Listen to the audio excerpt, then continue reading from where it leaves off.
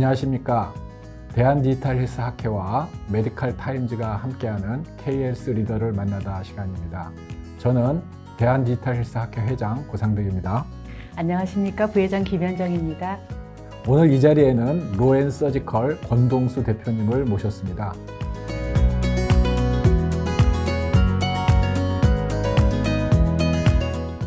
권 대표님, 자기소개 부탁드립니다. 네, 안녕하셨습니까? 저는 카이스트 기용학과 교수로서 6년 전에 학생 제자들과 8명과 같이 로앤서지컬을 창업한 권동수입니다. 교수님, 그러면 그 로앤서지컬이 무슨 의미가 있나요?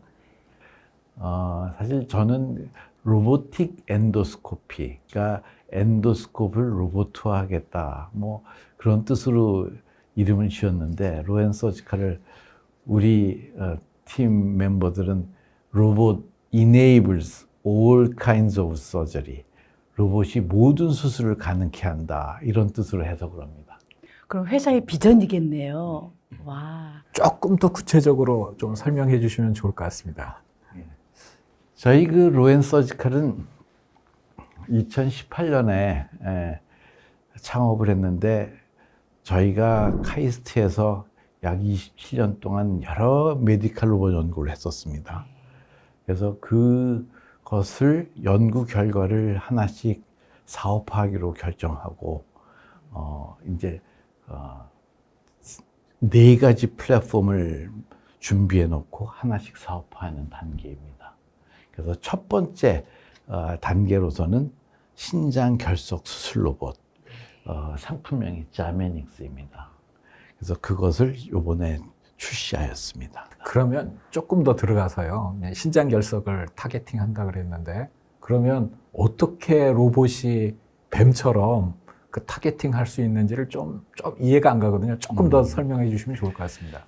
그 신장에 이제 돌이 있는 케이스에 수술 방법이 몇 가지가 있어요. 가장 손쉬운 방법은 밖에서 이 초음파를 때려서 돌을 깨는 초음파 세속술이라는 방법이 있습니다.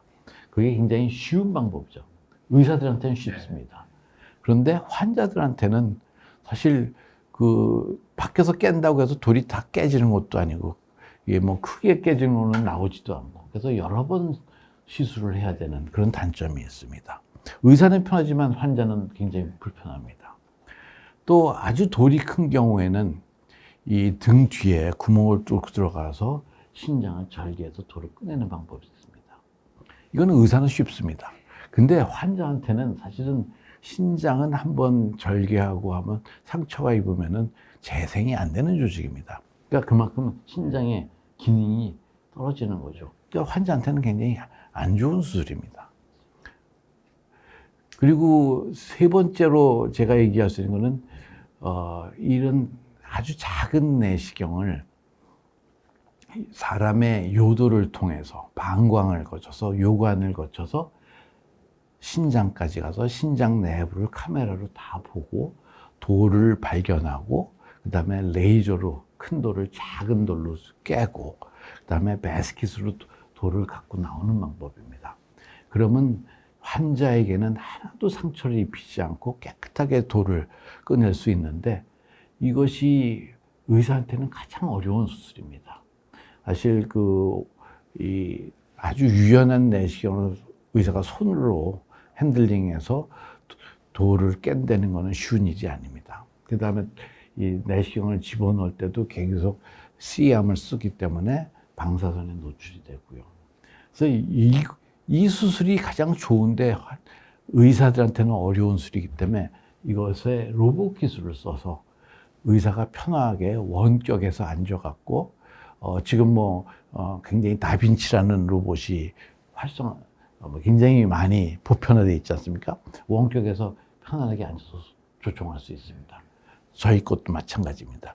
원격에서 마스터 콘솔에서 의사가 조종을 하면은 그 로봇이 뱀같이 생긴 수술 로봇이 사람의 몸 속에 들어가서 모든 수술을 끝내는 것입니다.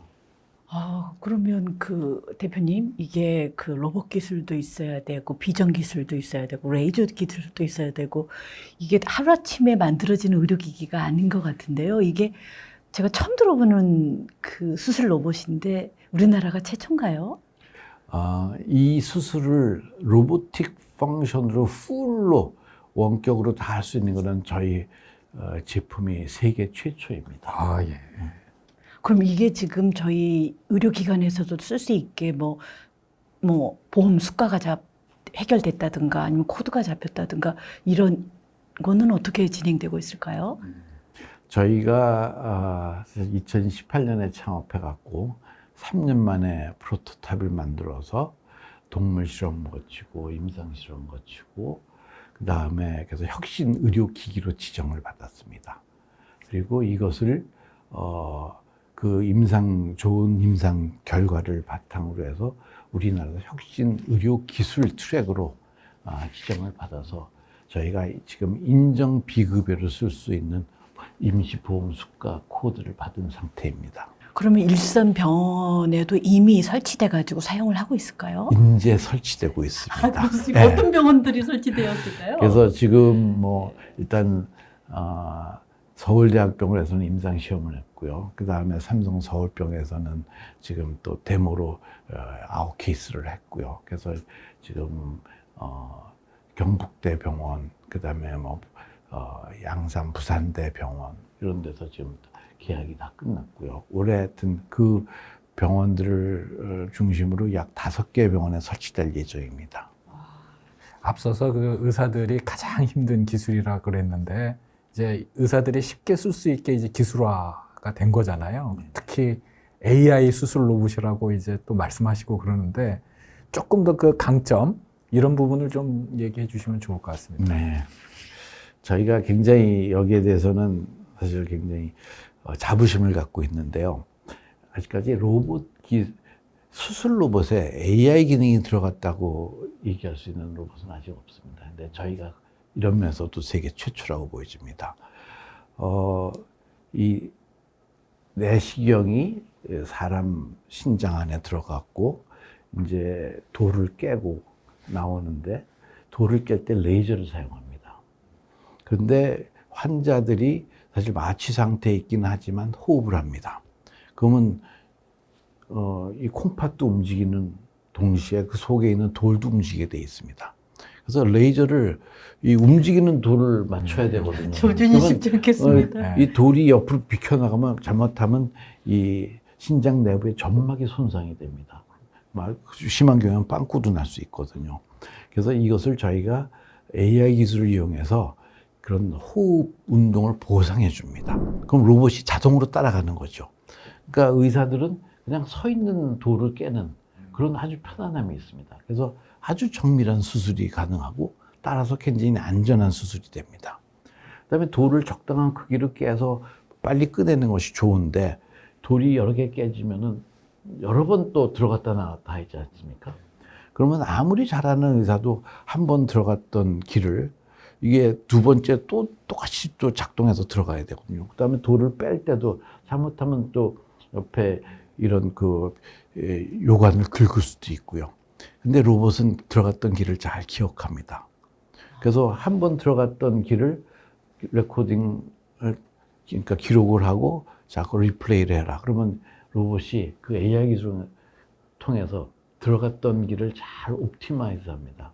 최적화해 갖고 두 번째 들어갈 때는 더 잘 들어가게 만드는 거죠. 나올 때는 자동으로 나오고요. 그러면 의사들이 굉장히 이런 반복적인 수술을 동작을 할 때는 첫 번은 의사가 하지만 그 후로는 로봇이 다 도와줍니다. 그 자동으로 하니까 의사들이 굉장히 편해지는 거죠. 그러면 의사들이 어떤 그런 반복적인 작업보다는 신경을 안 쓰고 수술에 가장 중요한 부분에 신경을 쓸 수 있어서 더 수술의 결과도 좋아집니다. 이것도 AI 기술이고요. 또 세 번째는 의사들이 시간이 쫓기다 보니까 막 좀 큰 돌도 막 끄집어내는 경우도 있습니다. 그 다음에 이게 신장 내부에서 보는 거기 때문에 카메라의 위치에서 돌의 크기도 달라져요.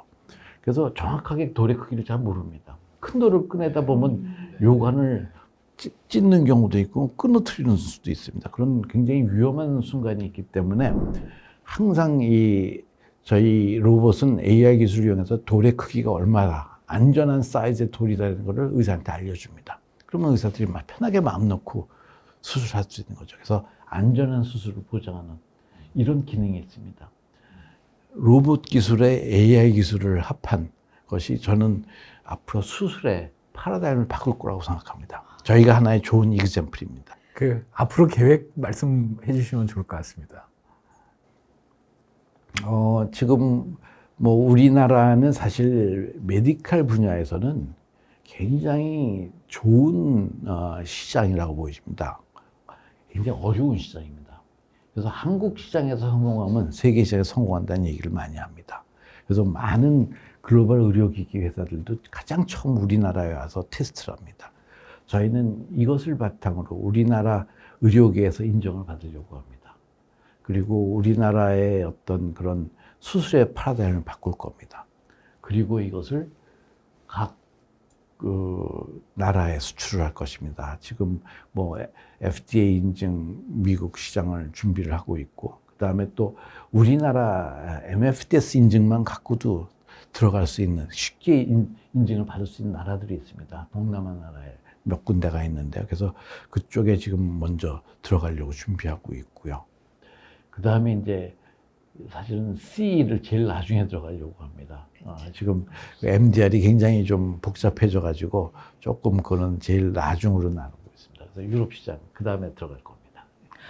교수님, 이게 사실은 굉장히 많은 그 기술 집약적 의료기기인데요. 네. 이거 시작품 만들기, 뭐 시제품 만들기 다 어마무시한 자본의 인풋이 들어갔을 것 같아요. 이렇게 투자 상황과 앞으로 상장 상황은 어떻습니까? 뭐 저희는 사실 투자에 관해서는 그렇게 우리의 비전을 얘기하고 여기에 굉장히 공감해 주실 만하기 때문에 어렵지는 않았습니다. 근데 우리나라의 투자 시장이 외국 시장에 비해서 굉장히 작습니다. 의료기기 개발은 굉장히 많은 투자가 필요한데 투자 액수는 미국하고 보면은 저희는 10분의 1도 안 됩니다. 그런데 저희들이 또 굉장히 에피션트합니다. 빠릅니다. 그러니까 제가 큰 소리 치는 게 미국 사람들한테 우리는 너희들의 3분의 1의 시간과 3분의 1의 자본으로 똑같은 결과를 낼 수 있다. 근데 사실 저희가 5년 만에 프로토타입 그다음에 버전 1, 2 해갖고 커머셜 레벨까지 올라온 거는 대단한 성과라고 저희도 자부심을 갖고 있습니다. 기적 아닌가요? 네, 나중에 저희가 성공하면 제가 기적이라고 얘기하겠습니다. 오늘 참석해 주셔서 되게 감사드리고요. 오늘 보니까 앞으로 이 회사가 굉장히 크게 성장하고 발전할 거라고 기대가 됩니다. 다시 한번 감사드리고 이것으로 마치도록 하겠습니다. 시간 고맙습니다. 내주셔서 감사합니다. 네, 감사합니다.